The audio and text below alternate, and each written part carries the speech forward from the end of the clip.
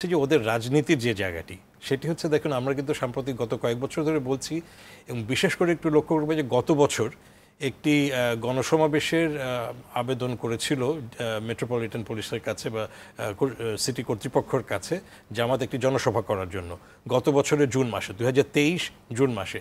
এটা গণমাধ্যমেও এসছে।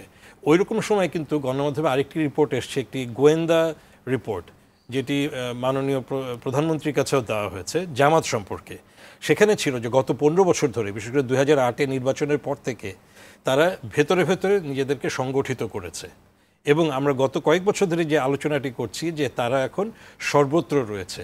আমার আপনার মধ্যে তারা যেমন মিশে আছে, আগে একটা সময় আমরা বলতাম যে তাদের দেখে চেনা যায়, এখন কিন্তু দেখেও চেনা যাবে না। এবং তারা বিভিন্ন রাজনৈতিক দলের মধ্যে রয়েছে, প্রশাসনের ভেতরেও আমরা শুনছি যে জামাত সমর্থিত লোকজন রয়েছে। এই জন্য বলছি যে এই আদর্শিক জায়গাটা তাদের যে কোথায় নেই, মানে সব মানে কট্টর বা উগ্রবাদী ইসলামী চিন্তার আদর্শে যে মানুষগুলো জামাতের, তারা কিন্তু থেকে যাচ্ছে।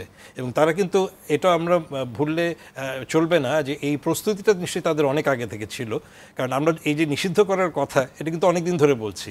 তা আমরা এটুকু বুঝতেই পারি যে তারা যেহেতু প্রস্তুতি নিচ্ছে, নিষিদ্ধ হলে তাদের plan B, plan C, plan D কী হবে, এটা কিন্তু তারা আগেই ভেবে রেখেছে।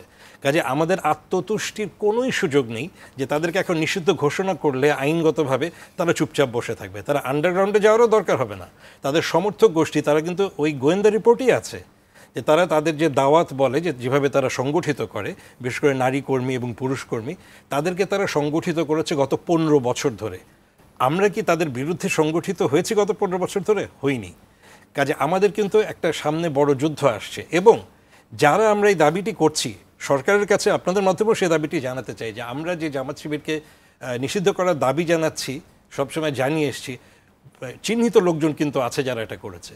তাদেরও কিন্তু নিরাপত্তার জায়গাটা দেখতে হবে। আমরা কিন্তু যেটা বলছি, যেটা একটু আগে তানিয়া আপা বলছিলেন, আমরা কিন্তু এখানে বারবার প্রশ্ন তুলছি যে আমাদের গোয়েন্দা রিপোর্ট কোথায় ছিল? এরা যে এত পরিকল্পিতভাবে করলো, অন্তত 3-4টা দিনও কি আমাদের গোয়েন্দা সংস্থার রিপোর্ট পাইনি? আমরা ইনফর্মালি জানছি যে গোয়েন্দা রিপোর্ট বিভিন্ন জায়গায় সর্বোচ্চ পর্যায়গুলোতে দেওয়া হয়েছে, কিন্তু অতটা গুরুত্ব দেওয়া হয়নি। কাজে হাই টাইম, এখন যখন জামাতের বিরুদ্ধে আইনি প্রক্রিয়া হচ্ছে, কাদেরকে টার্গেট করা হতে পারে, হুমকি কিন্তু বিভিন্ন সময় এসেছে গত 15-20 বছরের মধ্যে। আমাদের সতীর্থ অনেকের নামে এসেছে, উড়ু চিঠি এসেছে, ফোন কল এসেছে। সেই নিরাপত্তাও কিন্তু সরকারের দিতে হবে। কাজে এই প্রক্রিয়াগুলো চলতে হবে।